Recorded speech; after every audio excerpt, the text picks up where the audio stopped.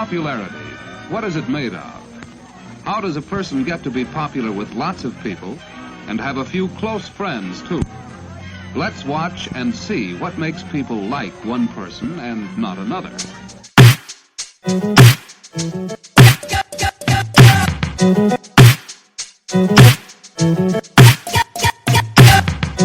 Welcome, everyone, to American Girls, the podcast. This is the podcast where we're reliving the American Girls series book by book. I'm Mary. I'm still Allison. Wow. You know, Allison, like we just heard a really wild excerpt from a, hygiene film from yesteryear about friendship. Thoughts? I wanted to go deep into the archive to see what would await Molly in her teen years. And then I very quickly turned the car around because I don't want to live in that space and question, would you be popular? Would you?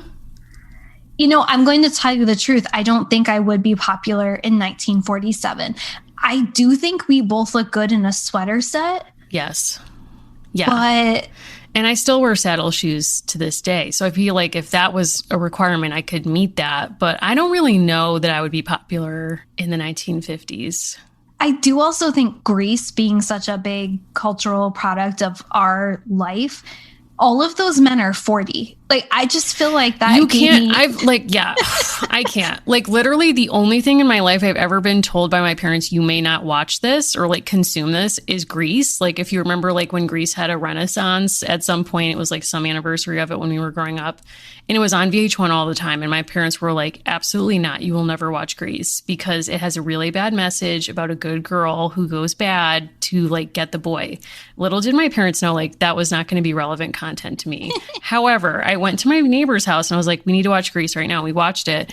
And I just was like so disappointed because I was like, John Travolta looks like he's 40 if he's a day. Like, it's so distracting. Wow. I also think there are so many layers to the plot lines that if you're sort of an innocent viewer, you literally just don't grasp what they're actually saying. Like, I think there's so much innuendo and double talk that I think when I watched it as a very young person, none of it processed. And then when I watched it slightly older, then it was actually more inappropriate because I understood it. I think that's real. I think I also saw Grease 2 not long after I saw Grease 1, and it is the superior film. Like, we don't have time to cover that in this show, but it's Michelle Pfeiffer's greatest film to this day. I just recently heard someone say it's a shame that her husband is such a prolific TV producer and she's never been a central star of one of his shows, and it must be because like she doesn't want that, which fine. But maybe it's because she's seen Grease 2 and she's like, I peaked. Yeah, I would agree with that. Okay, thank you. I also think, we are living in a John Travolta Scientology world. But you and I were going through a path, I will say, with the Bee Gees in the past week. And honestly had my world rocked by the truth of their life story and learning. Honestly, I had no idea what a cultural phenomenon Saturday Night Fever was. And part of what I loved about that, someday we will get to star in a documentary about Valerie Tripp. Yes. And we will get to be the stars and the talking heads where we talk about how we've speculated about her process. Watching people talk about how they come up with music is so cool to me because it doesn't happen to my brain. And for an example, the Bee Gees were going over this bridge over and over in Florida, and there was a clicking, and we've all kind of experienced this. And that was the inspiration for part of how they constructed a whole new sound that led into jive disco. Talking. That's amazing to me. It's amazing. It's not unlike, not to bring Dolly Parton into this conversation, but when she was on the set of 9 to 5, her fake nails, like she would go like this and like click them against each other. I don't have fake nails, so it's not working for me. And that's how she came up with the rhythm for the song that then became 9 to 5. And I'm like, she's unreal. But like they are so, and what's so crazy too, I also love a process story, Allison, but hearing them talk about their process where it's like, some songwriters are like, I have to do some navel gazing, like I'm reading poetry, like I'm journaling. They literally would show up at the studio and all get in a room together and be like, I don't know, like, guess we need some lyrics. Like, where's your head at, Barry? It's a lot. I because again, these things don't happen to my brain. So I also just love hearing people say things like, well, I heard my nails clicking, or I heard the bridge clicking. To me, that's the equivalent of saying like, well, like Van Gogh tripped over a globe at some point and then made Starry Night. Like, you're explaining it, but I don't understand how those things are connected.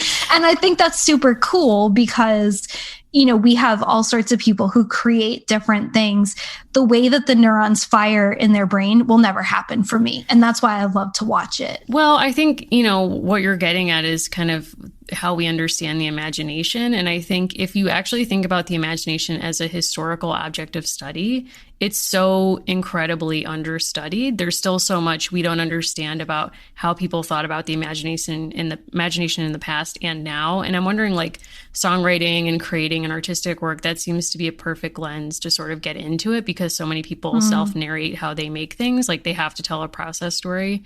So it would be really interesting to kind of look and see if there have been studies of that from a medical standpoint, kind of like when they throw people now in MRI machines and are like, have an idea. It's like, does that happen?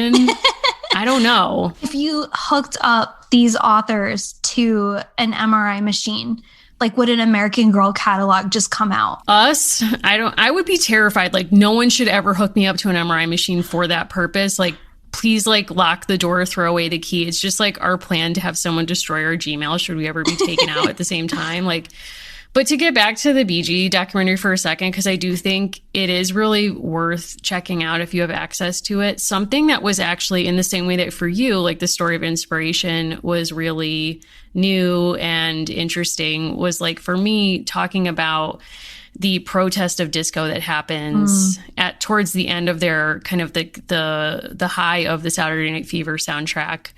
They're on tour, and, like, it's impossible for us to probably conceive of how popular they were, because the way people consume music and the metrics for it have changed so much. But, they're on tour and whatever, and there's, like, immediately already this backlash to disco. And the BJs never self-identified as a disco group, because to them, they were just sort of, like, as you say, following their inspiration, and they dreamed up this whole new way of, like, this whole new sound of, like, Barry Gibb's falsetto and whatever. And it worked with disco. So obviously, like, they were very successful. But there's this backlash, and there's a very famous protest where they blow up a bunch of disco records at Kaminsky Park. And they cover this, and I've heard about this before and read about it, but they have really amazing talking heads in this documentary who basically say, if you looked, there was someone a black man who was working at the park that night, and you were asked to bring a record with you to have blown up, a disco record. And he was like, if you actually looked at the records people were bringing, it was like Marvin Gaye records, which are not disco records, but obviously like a record by a person of color. And so he actually offers this reframing of that event as like a racist and homophobic event, not so much about sort of like a air quotes harmless protest of a musical genre people didn't always like. I mean, watching that documentary and seeing people, and there you can see the signs saying, stay in your seats, don't get up, right? They're being cautioned to stay where they are. And I think they do a good job of framing it as essentially a white mob that is out of control and that is taking over a space, which obviously has no relevance to our world today. Yeah, I know. I was actually like wanting to rewatch that part of the documentary after. So we're recording this on January 7th. So yesterday was the white supremacist riot insurrection in our capital. And in many ways, like the optics of that event resemble, you know, as you're saying, this event about disco, which was framed, decades after as like, oh, it's just this playful, harmless event. Like, oh, people just didn't like disco, in the same ways that, what's really driving the events yesterday has already been obscured by so much of the media. Yeah, and I think we were also talking a bit about the Bee Gees because where they're from, I think also points to elements of Molly's story, but there's a framing or a way that people are thinking about a lot of events that have happened in American history as, quote, we are better than this, or they are better than this, or is this who we are? And that's also a TikTok audio. Is this who we are? But I think in all seriousness, I think part of why telling the truth about things that have happened and also looking critically at echoes Isle of Man, which is where the Bee Gees are from, is where people were interned by the English government in the 1940s. And in our own country, people still have a hard time grappling with the fact that FDR was interning some of his own citizens in the United States. So I know those things don't seem related, but I think when people see a white supremacist backlash and act like it's a break in a chain as opposed to a line of continuity, the Bee Gees, the insurrection, like all these things actually do come together. And I think part of what we're interested in with talking about Molly's birthday party, sorry, Molly, is like, where do you learn American exceptionalism and who does it stick with and for whom is it going to repel off, right? Right. And for whom is amnesia, historic amnesia, a privilege and not a right? So for folks running around saying this isn't who we are, you get to sort of cling to this purposeful amnesia that makes you feel better about the kind of version of American exceptionalism that you've taken on and probably grown up with. But as many folks have said yesterday and today, like in many ways, this is exactly who we are. And this is what our history has prepared us for, is exactly this moment. So, and how we reckon with it is what will be, will define us, not kind of how we talk about American exceptionalism or claim it. Yeah. So, I mean, poor Molly, what a birthday party we're throwing you. I mean, in some ways, the theme of her party is international incident, and we'll get into that. But like, yes, this book is truly, not kidding, one of the craziest American Girl books I've ever read. No, I do feel like, I don't think we're prone to hyperbole. I do think we're prone to strong statements and, you know, strong feelings. In all seriousness, we always talk off air about what we're going to talk about. There was a lot of all caps. There was a lot of concern. So, and this is the first 1987 book that we've talked about in a while. So that's exciting because it's my birth year. Thank you, Valerie. Wow. She went all out. What a gift. Val, it was like, this was like a lights out, truly lights out performance. And like, this is like, if you believe in Val Tripp exceptionalism, like that's this book. It's like, she's bringing all the best of herself to her efforts here, to the point that I'm up at, 1:00 in the morning, casually Googling, can I bring puppies on a plane in 1944 or 45, depending on how long she stays with us here. But it's like, what was this book, honestly? Yeah. I feel like we have to get into it. Let's do it. This episode is brought to you by Podcorn. Podcorn is a marketplace connecting podcasters to advertisers for native podcast sponsorships. What does that actually mean? Well, for our purposes, it means that we don't have to run ads on our show for products and services we don't believe in.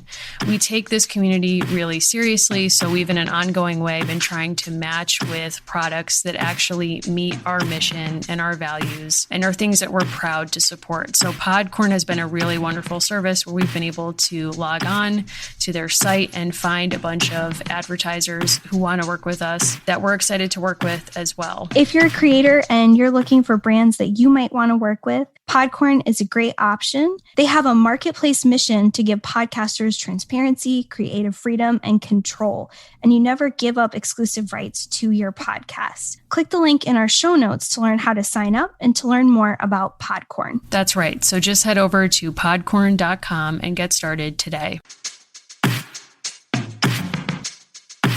I'm going to give us the publisher's summary, which is always a joy to deliver. There's exclamation points. There, wow.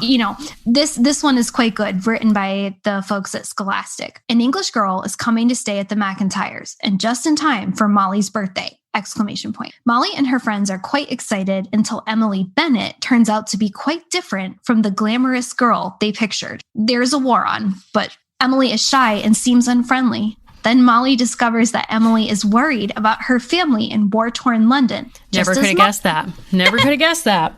Just as Molly is worried about her father, and the girls become good friends. They even plan to turn Molly's 10th birthday celebration into a real English tea party. But the girls' friendship starts to fall apart when they can't agree about what's important, and it takes a special birthday surprise to help them patch up their hurt feelings. It's like absolutely no summary could contain this book. Absolutely no summary. I need to make 2 points right off the dome. Point one, and this is kind of for everyone, and this is a timeless statement. Joint birthday parties never work. Oh, I feel the opposite. That's interesting. No, they never work. And maybe it's because I'm a Leo and it's like I need it to be about me. Like I'm going to practice some self-awareness right now. But like, I'm just going to tell you, I knew that was not going to work from the moment they were like, let's share a birthday party. Okay. Why do you feel differently? So I am actually very happy to be 4 days apart from my brother and now just 1 day apart from my niece, his daughter. And I can't wait until we have a 3-way birthday party. Okay. So we always shared as young people. And I will say, to be fair, I think he was less thrilled that his sister was born 4 days after his birthday. Yep. But I loved it. And I think we have some really funny pictures because we have an age gap. So he was getting teenage boy things and I was getting things that I wanted, like Barbies and American Girl dolls. So all around the family table, we'd have 2 ice cream cakes and then these wildly divergent gifts. So I loved it. See, I come from a different background, which is that my brother Rick and I are 11 months apart. So He was born on August 28th, 1985. I was born the following July 31st. So from my birthday to Rick's birthday, we're the same age. And it's like, you kind of need to like move off my date. Like, this is my time. Like, what are you doing? And my parents would be like, wouldn't it be cool if we had like a joint birthday party? And I was like, absolutely not. Like, nobody wants that. I think that's fair. And I also think there's always one who wants it and one who doesn't. And that is also true in this book. I think that's true. Yeah. I mean, I don't even know how to get into this book, except that we can kind of start at the beginning here. And I'll just say, before we even get into the text, I need to report a crime that's been committed, Allison. And, it does take place. I'm grabbing my copy. You know what? On the portrait page, well, there have been some changes indeed. And every single person in this book has been granted a visual downgrade from their portraits in previous books. Please do not tag whoever the artist here who did this. It's a different artist, I think. Keith, perhaps. Look at Dad, Allison. Look at Dad. Dad's tie is slipping over the frame. That's not even half of it, Allison. Okay. It's like, this man has now crow's feet. This man his hat is casting a weird shadow over most of his face. We're getting him at a weird angle. Like, there's a lot. Like, this man is already serving in a war zone. Like, he didn't need this. Molly's portrait, no comment. Like, it's like, flip from the cover to that. I'm going to say something controversial. Emily, Linda, and Susan could all be triplets. There's not a lot of creative range there. And I can't draw. I'm not judging that. I'm saying I think on purpose, they all look very homogenous. I don't think at this stage of the game I can claim that I'm not judging, because that's kind of what I've been doing from the jump here. But like, there has not been a consultation. If Molly was missing and I had to work with a sketch artist and somebody presented me with Molly in the vignettes and Molly in the cover, I'd be like, these are 2 different children. Like, we're never going to find her. These are 2 different girls. No. I also have what I think is a crime. So I think something that's interesting and very revealing about this summary is this idea that they both have hurt feelings, right? That both of these girls are kind of going into this party, and we'll get into why there are hurt feelings. But basically, Molly goes on a campaign to convince everyone that Emily isn't as cool or interesting as she should be as a scared refugee who's been sent to a new home where she knows no one or nothing. And Molly can't take any criticism or any feedback and blows up over it. And then this notion that they're coming into the party as like equally hurt, I think is not true. That said, the real crime, Emily Bennett, I don't know why they needed to go this hard on the American Girl fandom website. Emily Bennett is the 3rd best friend character, semicolon. She is the friend of Molly McIntyre. However, Molly has 2 best friends, and Emily is not really a best friend. Oh my God, this girl has lost enough. Like, my God, why are they doing this? Why are they doing this? She is marketed as Molly's English friend, and that's all in quotes. So when Molly's collection got archived going on 8 years ago, she, Bennett, and others were all put into the stash. You can still get the books and you can still get the movie related to Molly and Emily, but you can't actually get her. I do want to say thank you. I have an Emily courtesy of my friend Emily, and she's very cute.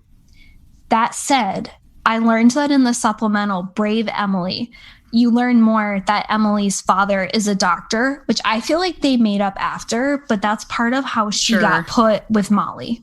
There's so much. There's a kind of foreignness that gets like fetishized by Molly from like the first page of the book where we meet her, where her two friends are walking down the street, and in showing how truly extra she is, they're walking towards her and she's like, hurry up. And she like makes them sprint to her so she can share that she's now going to have an English friend come live with her.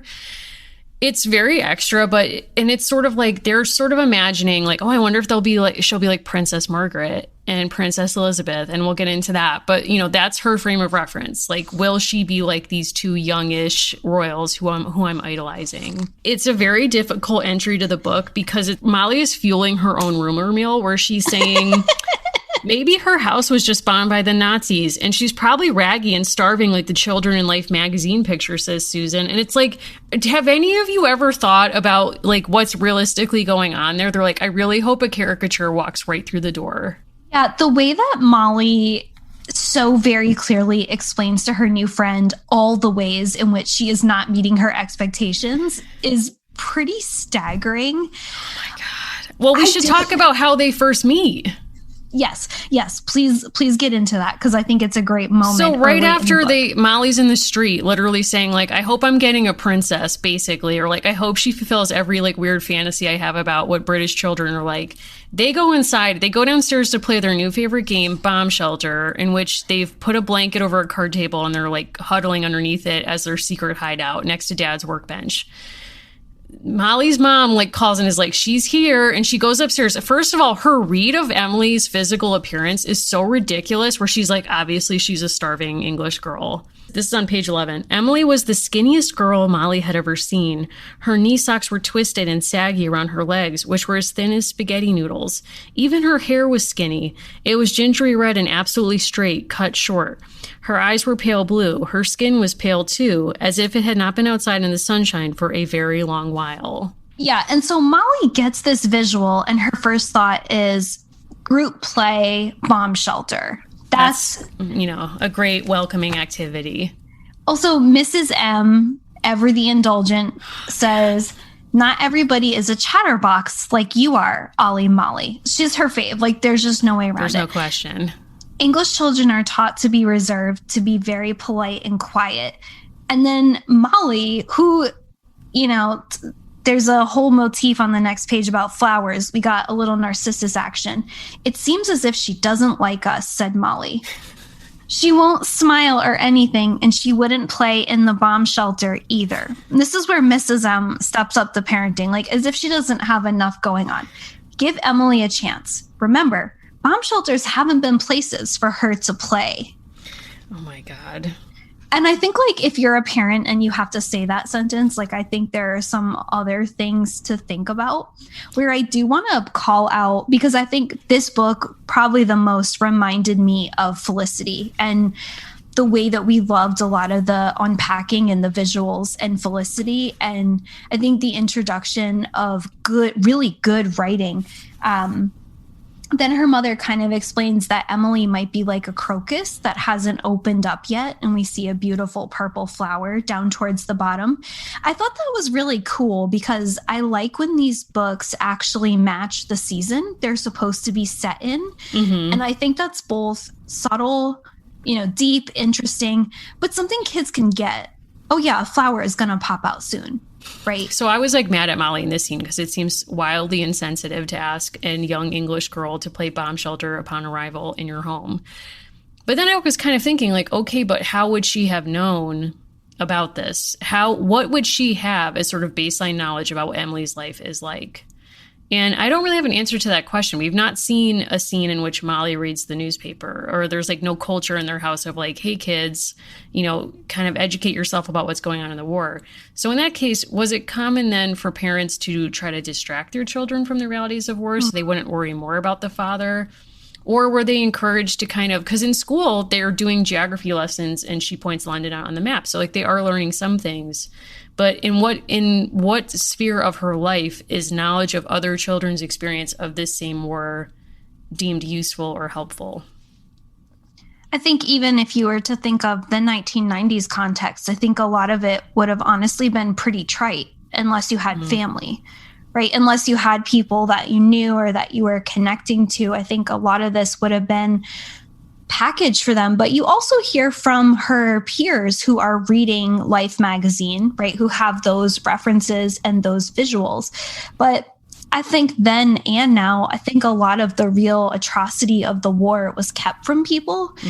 And I think the focus particularly on the bomb shelter, I think part of what the author and part of what the team was kind of hinting at was the obsessive culture that is generated around sheltering in place over the next decade or so, right? Like I think they're kind of anticipating Molly playing at this is actually also very sad. It's very similar to the ways that children now have started thinking on their own of strategies to avoid school shooters.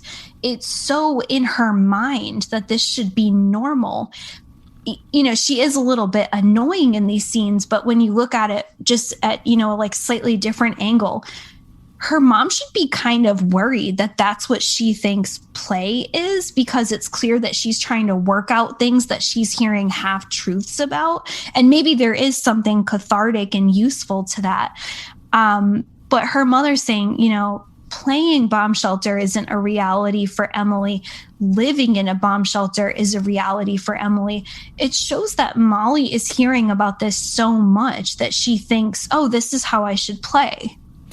Yeah, but I think, too, there's also that privilege that I think we're going to map across the book, which is that living in Illinois, they also, Ricky and others, Rick, I don't want to dismiss his rebranding, you know, we're noting, like, obviously we're in a blackout drill, but this isn't real. Like, this is not a real threat for us. So even though, like, you're right, like, these drills are becoming part of the rituals of their lives, and, like, this increasing notion of, like, a foreign invader or attack that's different than maybe their parents would have known. You know, at the same time, it's like they're also carrying this privilege of like, but we're so landlocked and we're so, you know, internal that we're not susceptible. Like, this isn't really for like about us. And instead, Molly says like, yeah, when we know about blackouts in advance, my mom makes a thermos of hot chocolate. So it like becomes this moment of like family togetherness and not really even, you know, a real threat of safety. Yeah. And I think there are people who have had a range of experiences of times where they've had to be, I mean, obviously it happened on the news, literally a day before we recorded this podcast, right? Like people being forced to shelter in place for their own safety. But I think that, you know, people around our age, it's like post 9/11, I remember the nature of drills changing significantly in my lifetime. Like the way that people assessed threats. I remember the day that they announced that we would no longer have access to the building and we were locked in. And those are things that are still, you know, I went to a very privileged school. I had a generally like incredibly safe childhood, right? But I think the way that you grow up with these things, I do think it tells sort of on the culture that Molly says, like, this is how I play. Yeah. And I think too, I don't know if we want to get into it right now, but I think the framing of the story itself, I'm wondering if it's sort of like the story is mirroring the context that produced it, which is wanting to keep American Girl readers at a remove from actual issues that would still be relevant both in 1944 and in 1987, namely things like anti-Semitism or racism, or things that would have shaped maybe different choices in this text, namely to why is the only refugee we're getting an English girl? I think also it's very telling when we think about these being produced in the 1980s that the Cold War isn't over, right? And you could argue that it's still not over, that, you know, you could argue many things about it, but particularly the authors who wrote in this first cohort, they would have grown up at the peak of duck and cover culture, containment culture. So you think of the world that Molly is growing into and will continue to grow into. I think she's emblematic of a culture in America where she understands on some level that a lot of threats are not imminent to her, and yet they're never ending. they're saturated into her culture. Does that make sense?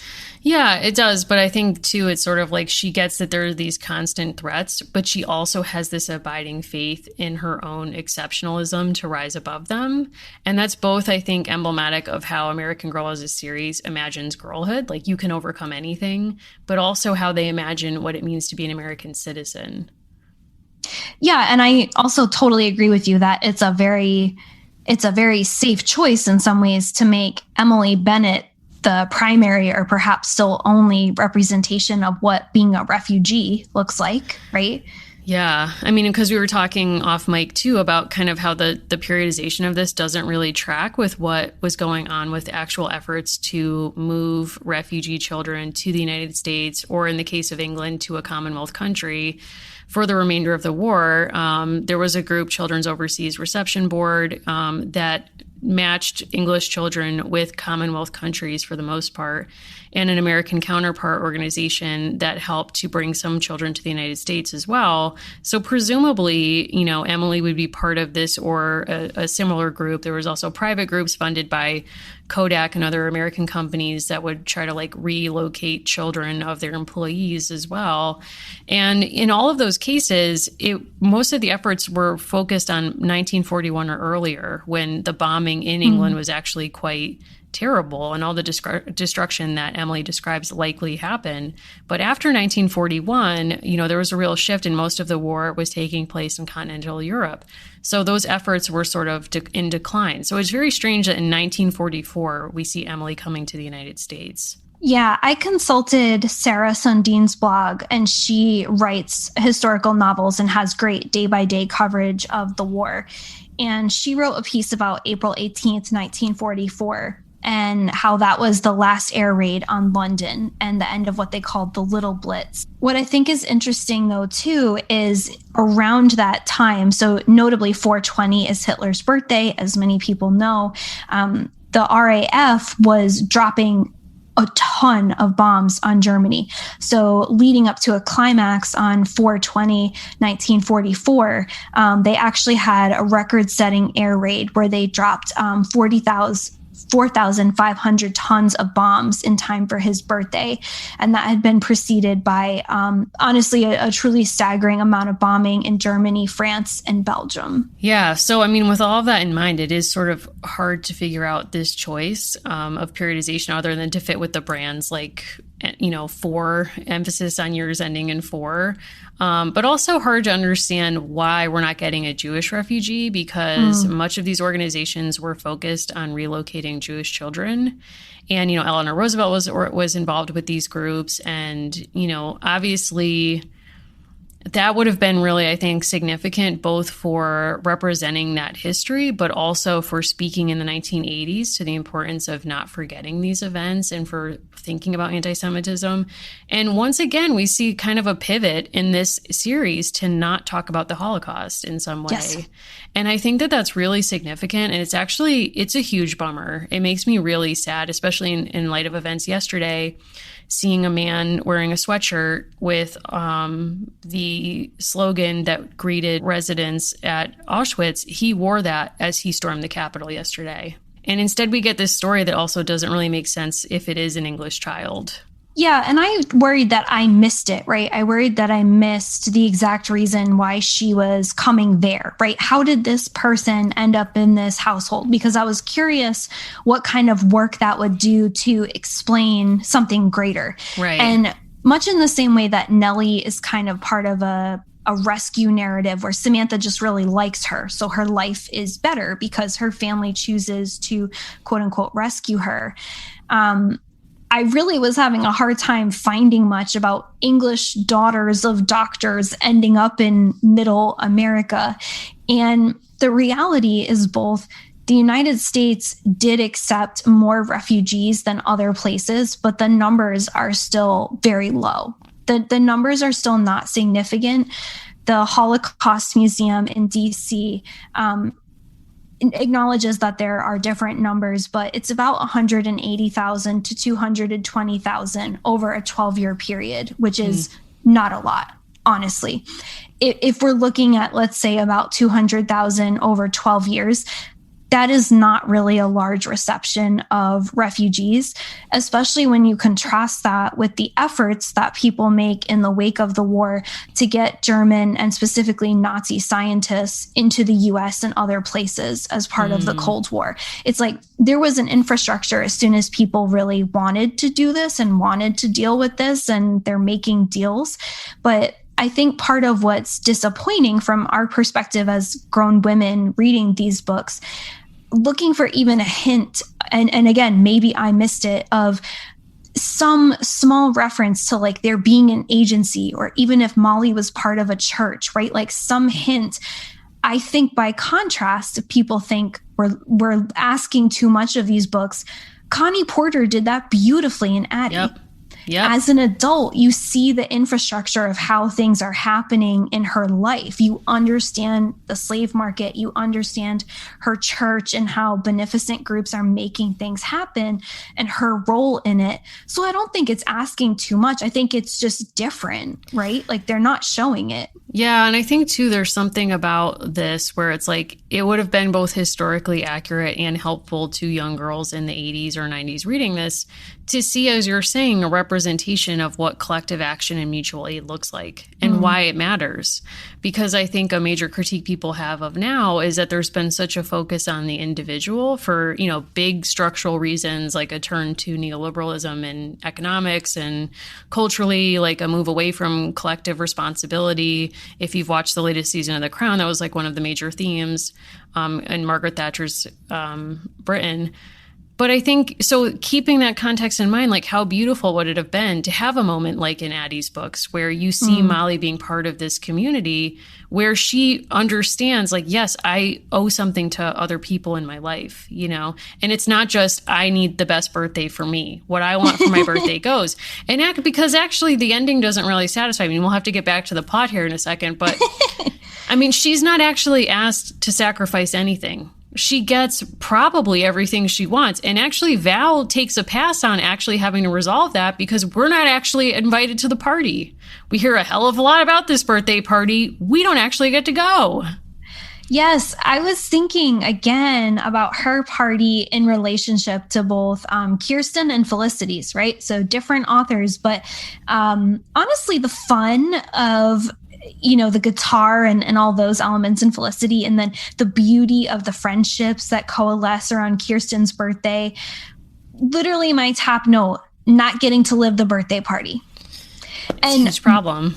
Once again, just like with other holidays that we've been through on the Molly McIntyre roller coaster, Molly is all about process. She is a slow to gear up. So whether it's the dinner in the opening scene of the series, we're getting a lot of detail, a lot of hurry up and wait with the turn up.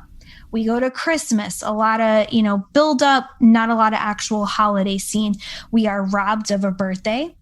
I read several reviews where women said, why did I remember her birthday party? Because it didn't happen. Yeah. Well, yeah. And it's almost like, did we all remember it because our desire is so strong? It just like infiltrated our imagination and we were like, yes. Like, it's sort of like there's that thing when you're watching a movie where you're watching a scene and it cuts to another scene that connects to it. But like, if there was a missing action in between, you sort of like, I don't know if you've ever had this, but you briefly imagine like, oh, this must have happened before this next scene. I had that experience reading this book where I'm like, because we went right from that to like a truly shocking peek into the past, which we'll get into. But this book at the end, I was like, I'm sorry, wait a second. We have time for like truly an insane like war of words between these two gals. And all of this workout over like, what's the menu of the birthday party, which like I will say matters to me. But yes. Then it's like, okay, we work up to this. It's the morning of the birthday. We see what shocking gifts we get. We'll get into that. And then the book just ends. The book ends before the party, which I don't care for. And I also don't like that because there's quite a few scenes where I think the young girls are being unkind about Emily, and there aren't really consequences for that. And I think as a tool, right, to learn how to be a good friend, Molly kind of bullies Emily, and they fight over decision after decision about how this party is going to run. And I'm just going to say it, Molly, being a Taurus, has an idea of what this party is. And really, though, like, she's really not actually open to new information about how a British princess party would go. There's a central problem that drives a lot of the plot in this book, which is Emily imagines that all American girls are like Shirley Temple, and Molly thought she was getting an actual princess. And so they're both disappointed, but Molly is louder. Molly is louder. I feel like I can't actually engage your Taurus kind of heat because I'm married to one, and like that could be awkward for me in my life. But I will say that, you know, being stubborn is a trait, like that tracks, like story checks out in a very lovable way. But I think we need to get, so like we're in the blackout, like they play bomb shelter. It doesn't go great. She starts to go to school with Molly. All the girls are disappointed in who Emily is. It's also a war of personality types because Molly's clearly an extrovert and Emily's an introvert. And basically everyone pathologizes being an introvert in this book in a way that's sort of insane. So yeah, okay, she stays to herself, whatever. People are like, we're disappointed. Then there's this blackout and Emily starts to cry in the corner of the basement. And Molly's like, what's the problem? Like, when we know about this in advance, my mom makes hot chocolate. Like, it's good times. And Molly's like, once again, chronically not reading the situation, not being an empathetic friend. Like, there's a lot of crimes against friendship in this book, like not empathizing, not having compassion. The thing that brings them together is in the basement, they both realize they like the princesses, Elizabeth and Margaret, that this is a common interest. And in fact, Emily has brought with her a scrapbook she keeps focusing on Princess, now Queen Elizabeth, and Princess Margaret. So this leads to them starting to dress alike. They go put on identical outfits every day and walk an imaginary dog. Yeah. I mean, that part I was like, Val, did we need the imaginary dog in this? Like, that was a lot. But like, that's the thing that brings them together. Then they realize it's Molly's birthday coming up. And the mom's like, Molly, like, what are we going to do for your birthday week? Basically. And you're like, I guarantee you Rick does not get a birthday week. Like, I guarantee you Mrs. McIntyre is not like, Ricky, like, what do you want to do for your birthday party? She's probably like, oh my God, Rick, it was your birthday 2 months ago. Like, I'm so sorry. Totally spaced. But like, there's such hype. And then Molly, this is the only moment of generosity, or this is how it's presented, says to Emily, you haven't gotten to celebrate your birthday for years. Why don't we share my birthday party? Yeah. And it is kind of primed for disaster because, you know, as a way to, I think, better explain and draw out how children's birthday parties of this class and background would be, there's like a constant tete-a-tete where Emily says, well, in Britain, we would have lemon cake. Molly's like, yuck, right? So like Molly has this kind of interest in the royals, but really doesn't want to learn how British people might do anything else. And when she hears that she would have to take her tea a certain way, she's not interested. Where I do think, you know, this book and others that we've read kind of tell on themselves accidentally is this is exactly how multiculturalism worked in the 80s and 90s. Ooh, yep. Like the way that some people will say like, well, I love to go to X because I love to try Thai food. And then they get back in their very expensive car to wherever they live, right? 100%. It's like, well, I like to be a tourist and I like to experience this. Because when Emily tries to really open up about why these things would be meaningful to her and even her understanding of the royals, Molly is like, yeah, that's not what I pictured. I'm not really interested. She's like, I don't think so. Like, they do wear tiaras, because that's a sticking point where Molly's like, obviously in preparation of our birthday party, we need to make our birthday crowns. And just says this as like, this is assumed, everybody does this, which I read this as a Leo and I was like, oh my God, why haven't I made a birthday crown? I'm embarrassed for myself. But, you know, basically Emily kindly pushes back and sort of says like, they don't actually wear tiaras. Like they wore one at their father's coronation, but that's it. They dress like you and me every day, basically. And Molly won't accept that. But I think you're right that there's something to this where the food is where it comes out. And this is where like food history is interesting, is like Emily says, if you want a tea party, you actually have to have tea, which is not a shocking idea, but Molly rejects this out of hand and is like, well, obviously we're all going to have hot cocoa because none of us drink tea. And Emily's like, no, we have to have real tea. And then Molly drops on us that at her birthday party, she typically has hot dogs, milk. I forget what else, but those were the things that jumped out in my mind. Maybe peanut butter and jelly, something like that. And Emily kind of turns up her nose and is like, we have tea sandwiches. Like, you cut the crust off. And she's like, well, what's on that? And she's like, watercress and meat paste.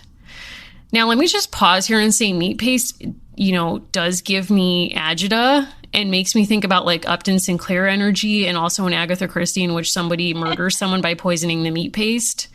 In which case, like, you have that coming to you. And if somebody out here listens and loves meat paste, I guess I apologize. But I'm just saying, like, I don't fault Molly for bumping up against meat paste as a problem. No, and it's sort of interesting to see them having this very kind of adult conversation back and forth, where then they bring up having the bread and butter, and Molly says it will have to be margarine, it's rationed. Because also, I think Molly is used to having Guilford do all of this, right? Like, take care of the shopping list. Where they give Molly a little bit more credit is Molly has a freak out about the outfits. And so when Emily says, like, well, if we don't dress this way, we won't look like the princesses, Molly says, too bad. That's where she drew a line in the sand, and she was like, you know what? Because right before that, she was like, of course I need a birthday cake and ice cream. And Emily's like, no. Well, and her subsequent realization, Molly realized that Emily didn't have a party dress. So then she feels bad. And where I also think, like, the parenting, man, is so hands off in this book. Like, the mom introduces a new family member and then is never available. She's gone. She's out of here. So the family is dealing with, my family used to always host exchange students. So, you get what you get, right? Both ways is all I'll say. We had an exchange student. I know she doesn't listen. She couldn't stand me. And in retrospect, I completely understand why. I was 6. I was very annoying. Like, I'll just say that. I found her fascinating. It was not mutual. Damn. She is now like a very top lawyer in Madrid.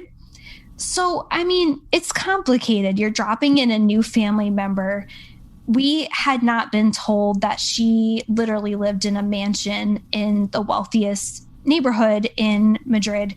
And so she would take like 45-minute showers. Well, we were already a sizable family living in this home. And my dad had to say, you can't do that. Like, we have, only so much in the hot water tank. And we would set a timer and she would just go past it. So all of that is to say, like, these are complicated relationships that sometimes you didn't ask for. And so when Molly is getting this pushback, she's like, too bad. But the mom does ultimately come through with matching outfits. And what else does she deliver? Because I was shocked. Well, okay, we can't go there until we have to revisit for 1 second the fight that they have before the presents arrive. So, okay, I sort of am with Molly in wanting to put your foot down about having a birthday cake, because I would insist upon that as well. Yeah. Like, I have very strong feelings about that. And Emily coming back and saying, like, we could have lemon tart. It's like, no, I will never forget. And I still have not gotten over the fact that my parents forced us to have lemon cake, like lemon filling cake at our first communion party, because I think my parents thought that was like fancier, or that was like, like it's more formal. And I hate lemon cake. Like, I could have had chocolate cake that day, is all I'm saying. Like, I will never choose anything that's not that if it's available. So I understood that war between them, is all I'll say. So things start to go downhill because of a song, okay? Molly starts to sing My Country 'Tis of Thee, at which point Emily starts to correct her and says, no, that's not what that song's about. Now, this is after like a real like friendship montage where they're like going roller skating, sharing one pair of skates, which feels unsafe, but whatever. She starts singing, and then Emily says, no. The words are God Save Our Noble King. And Molly's like, it's not. And Emily's like, it's our national anthem. Like, I know what this is. And Molly's like, it's not. And Emily says, it was a British song first. You Americans think everything in the world belongs to you. And Molly says, we do not. And Ricky tries to be the peacemaker, which is a shock. It doesn't really go anywhere. Yes, it is. So then Molly hears the radio and the news is on. And the news says, battle-weary Britons welcomed more American soldiers today. They call our boys, quote, the Yanks. The Yanks bring hope to these tired English people. Everyone knows it's up to these Yanks to save England and the world from Hitler's threat. At which point Emily yells back at the radio, that's not true. And everyone was startled because, of course, Emily has been treated as someone who doesn't speak. So she just speaks out. And Molly says, but it is true. England can't win the war without America. Our soldiers are stronger than yours. At which point Emily says, oh, you Americans, you always have everything your own way. You think you are so important. And Molly, without missing a beat, says, we are important. And things go downhill from there to the point that Molly goes to bed. Mrs. McIntyre sends them to the room they share. I don't know how that resolves the fight. And basically is like, get out of my hair, go to bed. Molly falls asleep. Emily's crying. Molly falls asleep just thinking to herself, quote, I gave in and gave in and gave in to Emily, she thought. I'm not giving in anymore. Tomorrow I'll tell Mom we're having a regular American birthday party and Emily's not invited. And then she just falls asleep. It's like, is she a sociopath? She's a Taurus, which again, I'm not saying all Wow. Tauri. I'm not. I know, and I'm just going to say this also. I'm pretty sure Emily's a Libra. What does it all mean? What I does mean, it all mean? I have some more birthday intel that I will share very shortly.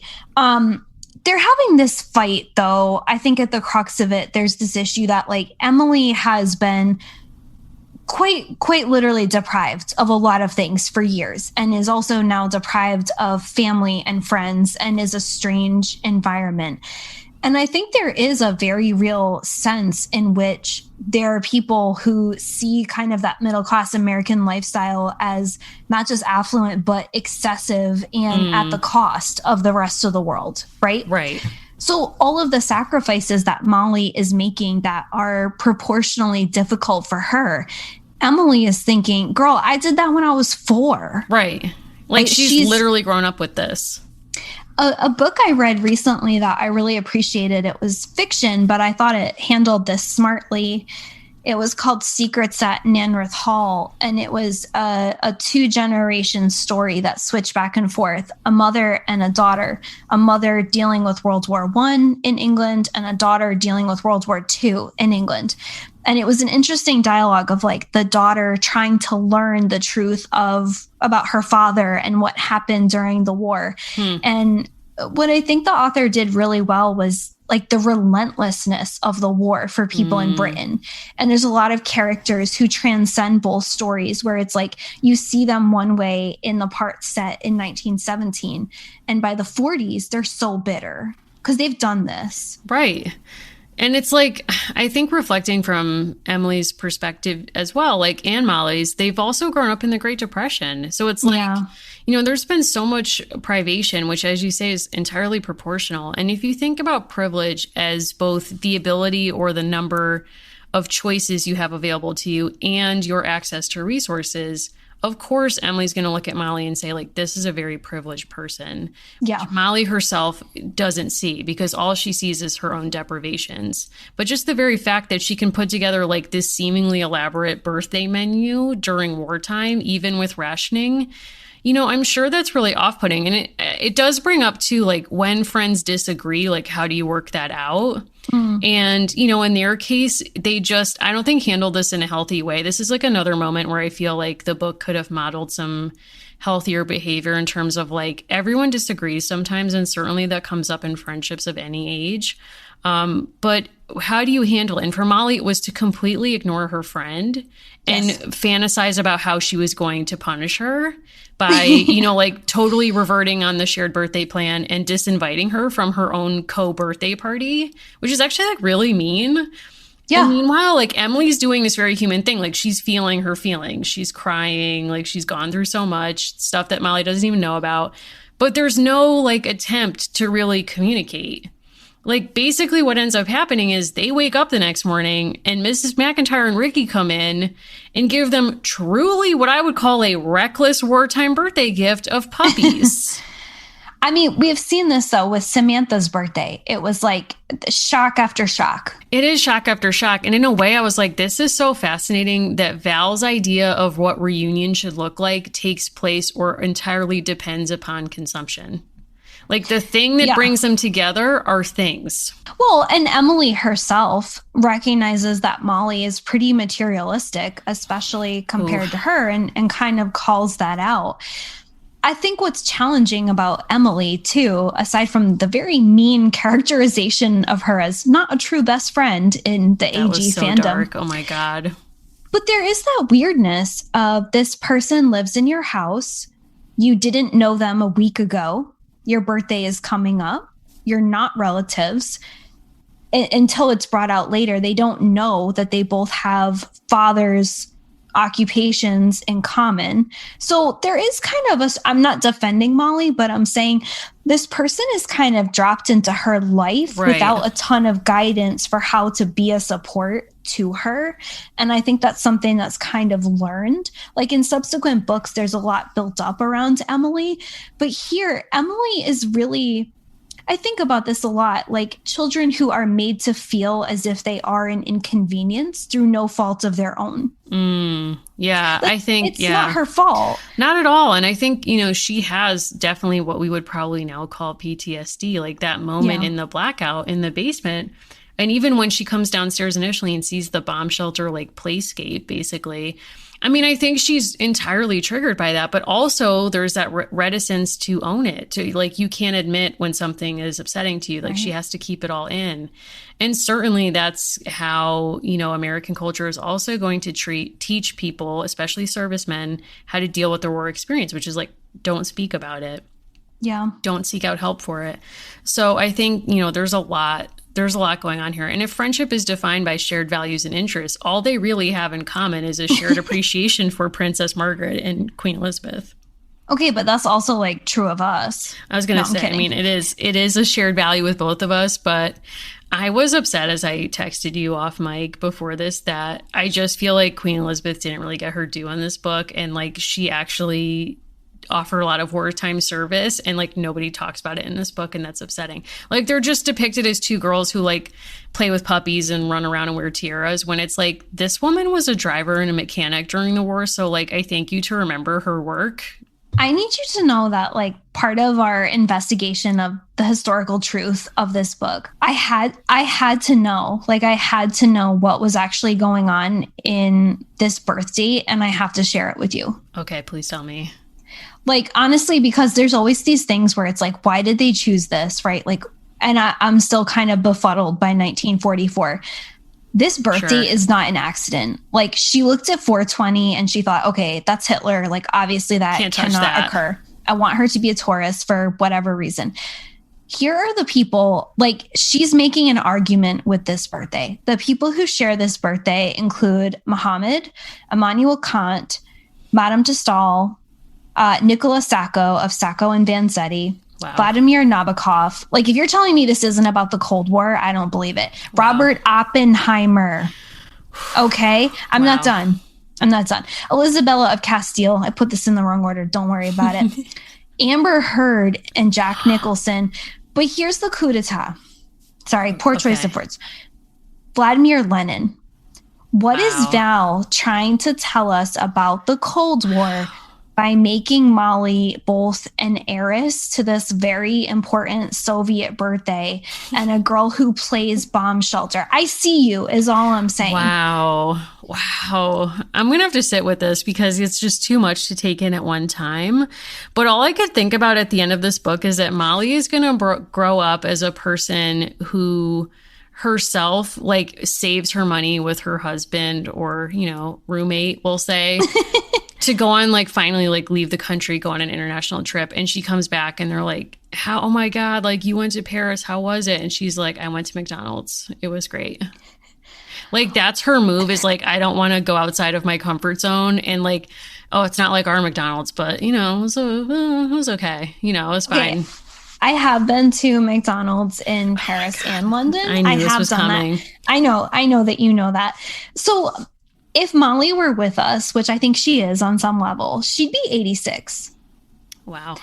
So the thought of Molly being part of a group that puts on tracksuits and travels the world. So I do think that her first husband, Dale, passed in the 80s. He had a heart condition and she cooked a lot of steak. So we didn't know about it. We didn't know. But I do think her roommate now, Dorothy, like they love to travel to Ireland, but they just find London too hectic. It's too much. It's too chaotic. And, they want to go and offer some unsolicited opinions about what they think is happening on the ground in Ireland when they land, but they don't actually want, anyone, any foreign people to say a single thing about the United States. No. And does Molly wear a red hat? Yeah, she does. We've discussed. Probably. Sure. Yeah. I mean, I also think, too, that she would have a granddaughter who grew up having an international day at school. Oh, yeah. For which she prepared her, in her own unique way.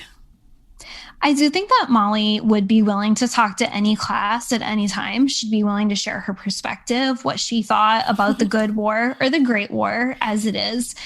I do think that Molly could frequently be found at a Barnes and Noble, and she would only buy history books by white men. And she'd be like, sorry, I just want the truth.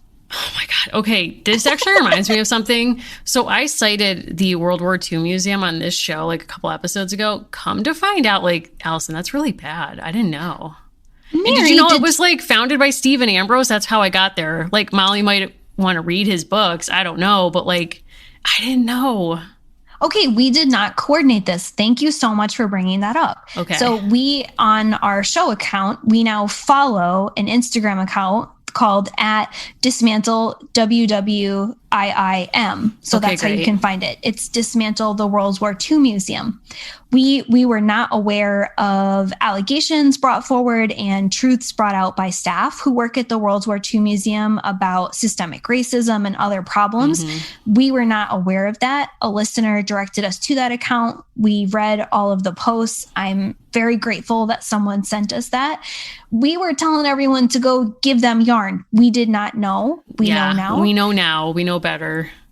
So there are serious problems there. There are different ways that staff have asked for support that you can learn about on their Instagram, which I think is really important. Something we weren't aware was the extent to which people are talking about the World War II Museum as basically a piggy bank for rich white men and a white supremacist project that has hurt communities who live nearby. So we were not aware of that. Now we are. So definitely check that out. Yes. And Stephen Ambrose, famous for plagiarizing an entire page of one of his books from someone else's book and claiming, quote, he just, it came to him in a dream, probably from having read that other book before. And he just, it was in his consciousness. He just didn't remember that, it's weird that you remember an entire page of someone else's book word for word and not remember where you remembered it from. It's strange. So, Mary, if he was someone that, was giving birth in the time of Molly, I would buy it because this was the era of Twilight birth. I'm going to be honest with you. This peek into the past was so unexpected. I don't even know if we can go there because it just shocked me page after page. It was childhood was better. Everyone is giving birth in hospitals. Both of those things are not objectively true. No, it was this peek into the past. I don't know if it was because it was birthday themed. They chose to take us fully on a life cycle journey of a girl Molly's age, from Molly's era. We open with a photo of parents staring at newborn babies through the glass of a hospital, those famous scenes. And we end with truly a shocking pivot at the end. And I guess we'll get there, but yeah, I think I really bumped up against the presentation or certainly the progress narrative that we get about what maternity care was like and how kind of the history of maternity hospitals and whatnot that we're getting here. That being born at this time, you had the healthiest entry into the world. So what's troubling too, just on a logistical plane, being born in the 1930s was not a great time for many reasons, right? Yes. So the 1930s and 1940s, a lot of these practices actually changed considerably in that period because of the fact of the Great Depression and the war. right? And I think what was kind of strange, there is a mention that people were kept away from babies in the hospital. But part of that was also still a holdover of recognizing that women often need to convalesce, that women need breaks and need rest. So you can read different books. I recommend Lying In, which is a really good history of childbirth, but you can read different data, you can read different evidence, but also this idea that like everything is just coming up roses and Molly is going to have a perfect vaccine card. Molly's going to be in her 20s before she gets a polio vaccine.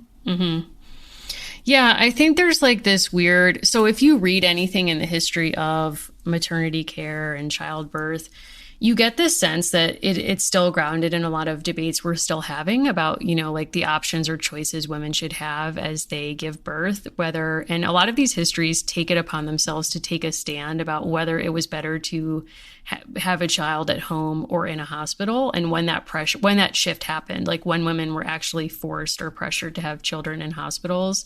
And I think that a lot of that conversation gets kind of wrapped up in 1980s era, maybe a little earlier.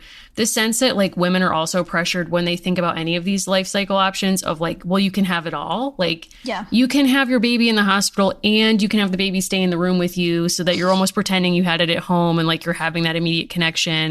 You know, never mind the fact that like maybe it will affect how much sleep you get right after you have a child. Like the science has changed quite a bit, even in a couple of decades, and it's still like major differences of opinion. But you know, like it used to be that women gave birth at home. Then there was a shift to having elite women or middle class women give birth in the hospital and normalizing that in large part to financially make lying in hospitals possible.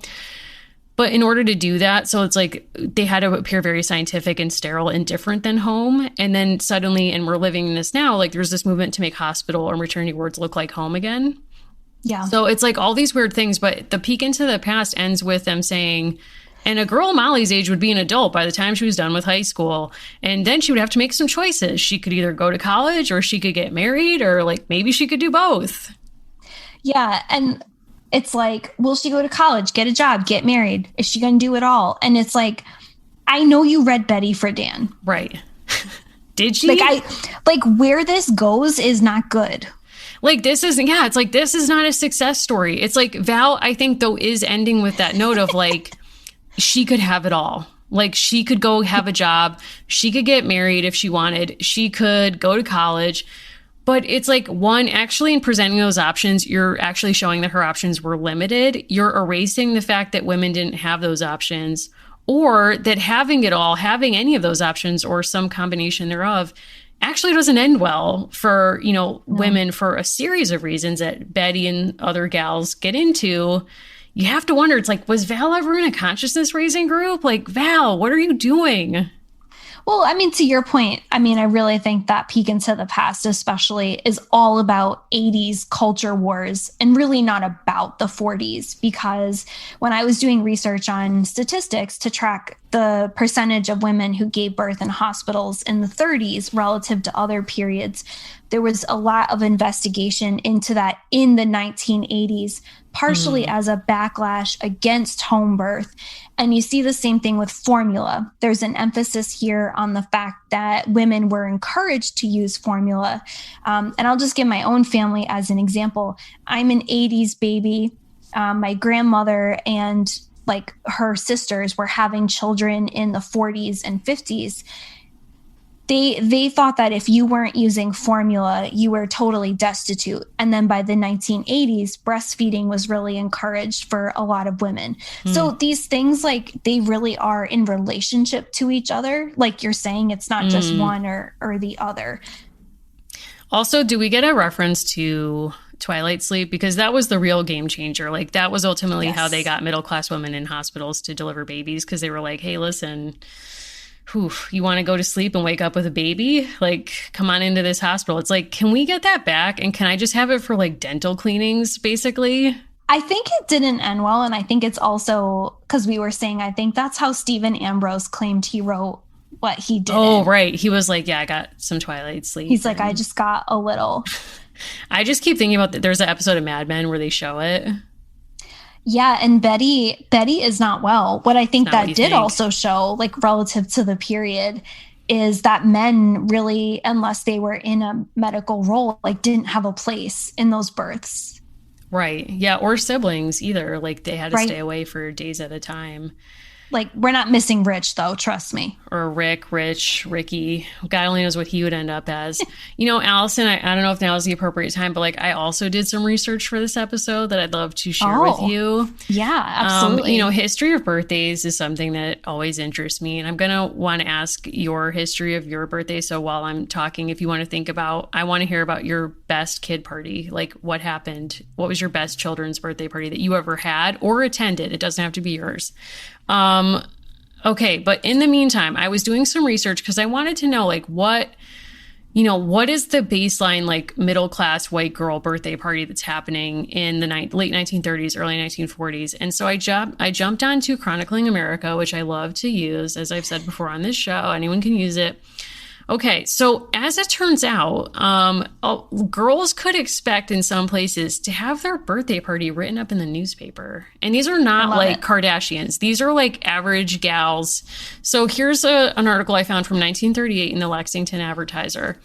Betty Jean Ellington, love that name, was an honoree at a party Saturday afternoon when her mother entertained for her on her 8th birthday. Her friends gathered at her house at 2:30. Many games were played, and it lists Jean Grafton and some other one won the prizes in the contest of pinning the hat on Santa Claus. After a good time was had by all, Mrs. Ellington served Jell-O and birthday cake to the following children, and then it lists them by name. Immediately after that, I see another listing or detail in which also pinning the tail on the donkey was played. I guess that was a popular game at the time. A booby prize was given out, as well as a prize to a boy and a girl. A beautiful birthday cake decorated in red and white roses was given as a gift, admired by all. 6 red candles added to its beauty. Dixie cups, birthday cake, and candy in the shape of Santa Claus were served. Everyone was given a miniature Santa Claus as a favor. And it lists all the guests by name, which I thought was actually really interesting because I actually thought the only birthday party description I would find of a child would be Shirley Temple. And I did find plenty of those. And I'll read part of one in a second. But it was really interesting that you could see kind of like average air quotes, because it's, always tempered because it's usually white middle class people, but these average descriptions of life. And in fact, my grandmother's first entry into the newspaper was when she was in college, and she was written up in a Western newspaper as having a friend come visit her on her break from college. So it's kind of like weird. I wouldn't write like, and my best friend Allison's like coming to stay with me, like that. Like, the Hartford Courant doesn't care about that, but you could and so there's something kind of lost in newspapers today that we don't have these records of like moments in everyday life.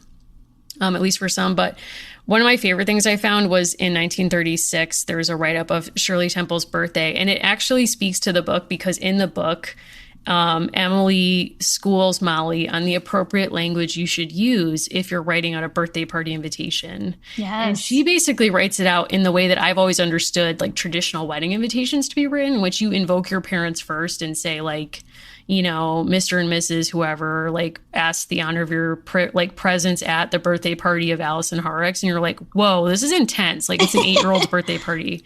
But they cite Emily Post in how you should address birthday party invitations in 1936 for Shirley Temple, but presumably for all. They consulted Emily Post, who says, the appropriate etiquette is to write, Dear Mary or Johnny, will you come to my party on blank at blank o'clock?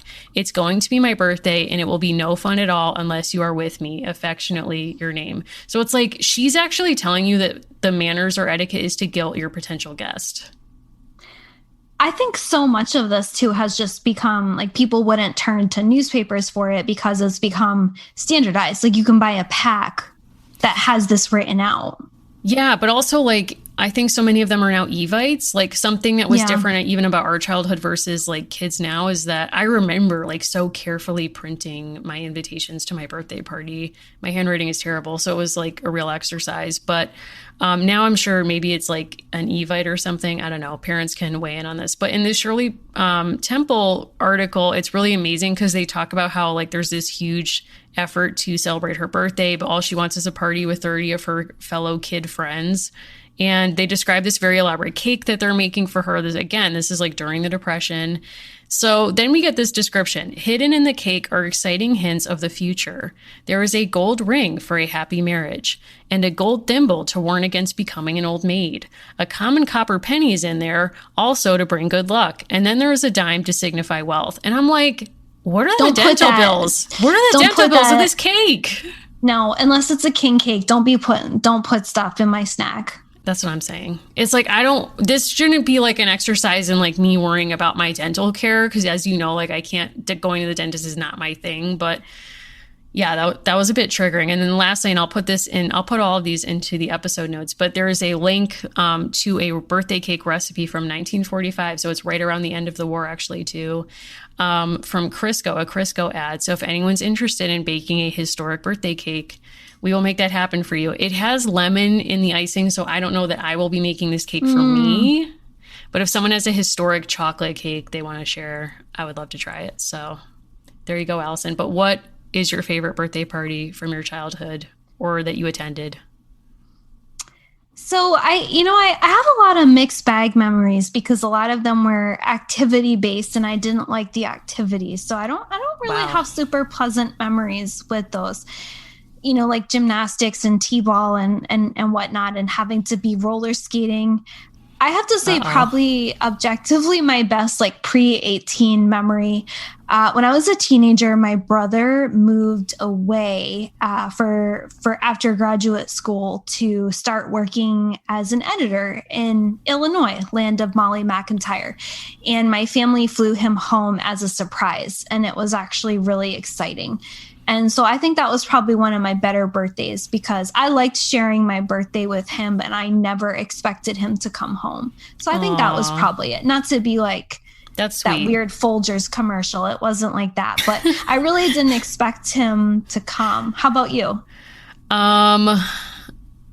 So I had a lot of birthday parties that I didn't really appreciate at the time. That when I was growing up, it was very cool to have them at places like Super Club, and that might be a regional reference, but do you know what that is? Where it's like you go and like exercise and it's supposed to be a party. It's like my nightmare. But my parents were always like very into, we would have it at home and we could just have a couple friends over and there was always a craft and there was always a theme.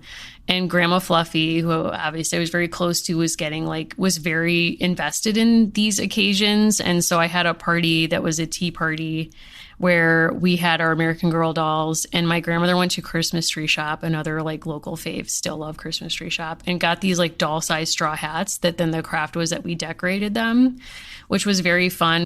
Good times. We've been through it today with Molly. I need to like go make some cake myself. Like I need a therapeutic baked good at this point to get through what we just went through. Like honestly, and I know I kind of started with this. How is Emily supposed to take this dog home with her? Like I'm really worried about this. I think that dog is going to a farm. No, I know that she's already lost a dog in the Blitz. Okay, but that dog is gonna go to a happy farm. I know that when we pick up next, Molly's at camp. Oh my God. Get your landlines ready because we're calling a club and Molly is going to camp. Oh my God. Can you even imagine? I can't even prepare myself for how extra she's about to be at camp. I'm pretty excited about it. I'm excited. I hope, like she's a better friend in the next book. That's my wish for her as our fave. Like, come on, Molly, like pull it together. I don't know what she's going to do if Mrs. Mack's not around or Mrs. Guilford. She can do it. Guilford is secretly running the camp.